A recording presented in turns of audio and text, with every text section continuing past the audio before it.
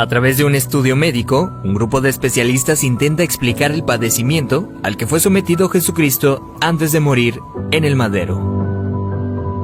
Castigo deshonroso que asignaban los romanos a los peores criminales y que Jesús aceptó como expiación para todos nosotros.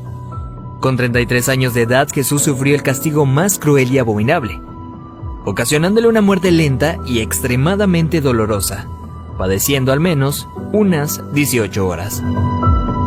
De acuerdo con el estudio, cuando Jesús suda sangre en el huerto de Getsemaní, descrito en el libro de Lucas 22:44, experimentó un suceso llamado hematidrosis, que normalmente se produce cuando hay un gran sufrimiento psicológico. En algunos casos, la ansiedad severa provoca la secreción de químicos que rompen los vasos capilares en las glándulas sudoríficas, emanando mezclas entre sudor y sangre.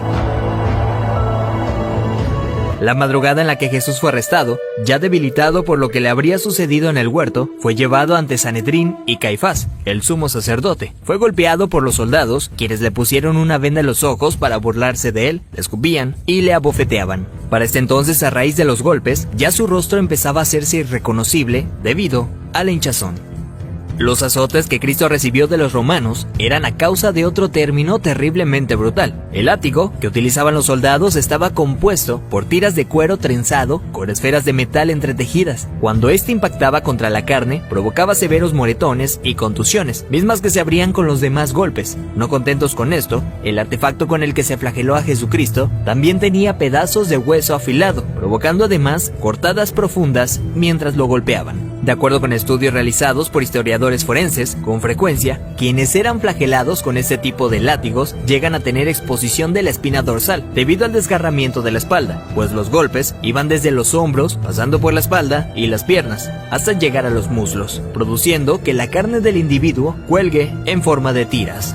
Mientras sucedía, en el interior de la persona, en este caso Jesucristo, se experimenta un dolor tan grande que debió llevarlo a una conmoción hipovolémica, es decir, que la persona a raíz de la gran pérdida de sangre sufre de taquicardia, pues el corazón acelera su ritmo intentando bombear una sangre que ya no existe, lo que a su vez conlleva una baja presión sanguínea, dando paso a la pérdida de la conciencia. Al mismo tiempo, los riñones dejan de producir orina para mantener el volumen restante. Las personas empiezan a sentir una sed intensa, como reacción del cuerpo para intentar reponer la sangre perdida.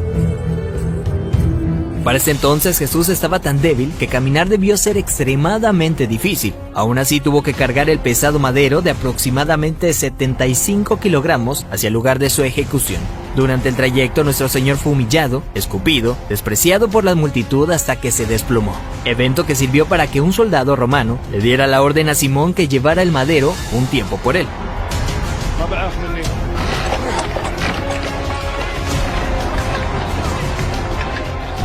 Luego de ello, Jesús dice tener sed y le dan un trago de vinagre. Los criminales condenados a esta pena eran amarrados. No obstante, a Jesús le clavaron de forma horizontal, con las manos abiertas. La viga llamada patibulum aún no se había unido al madero, colocado de forma vertical permanente. Los clavos que se usaban para este hecho eran de entre 13 a 18 centímetros de largo, afilados en punta, con el objetivo de que este atravesara el nervio mediano. Al romperse ese tendón y poner las muñecas clavadas, Jesús fue forzado a utilizar todos los músculos de su espalda desgarrada para poder respirar.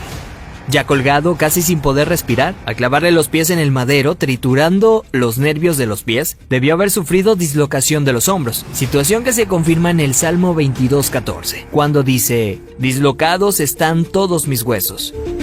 Lo siguiente es una muerte lenta por asfixia. Conforme se iba disminuyendo la frecuencia respiratoria de Jesús, entra en lo que se llama acidosis respiratoria. Dicho en otras palabras, es cuando el dióxido de carbono de la sangre se disuelve con el ácido carbónico, lo cual produce un aumento notable en la acidez de la sangre, lo que lleva a que el pulso sea irregular. De hecho, al sentir su corazón latir de forma errática, hubiera sido un indicador claro para Jesucristo que estaba a punto de morir. Y es entonces cuando probablemente pudo haber pronunciado aquella frase: «Padre, en tus manos encomiendo mi espíritu», para después morir de un paro cardíaco.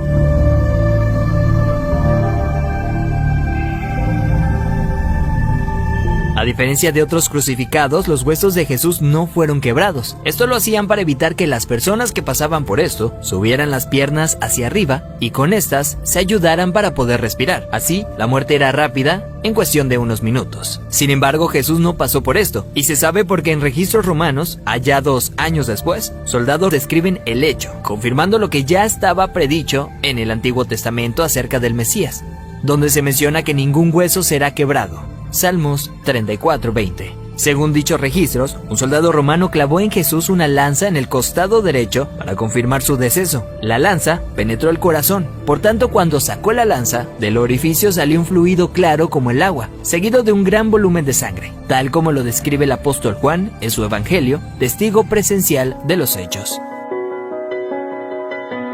De acuerdo con la medicina, está más que evidenciado el sufrimiento que Jesús fue sometido siendo inocente. Esto es lo que sufrió el Hijo del Hombre para que tú y yo tengamos acceso al Padre y seamos perdonados.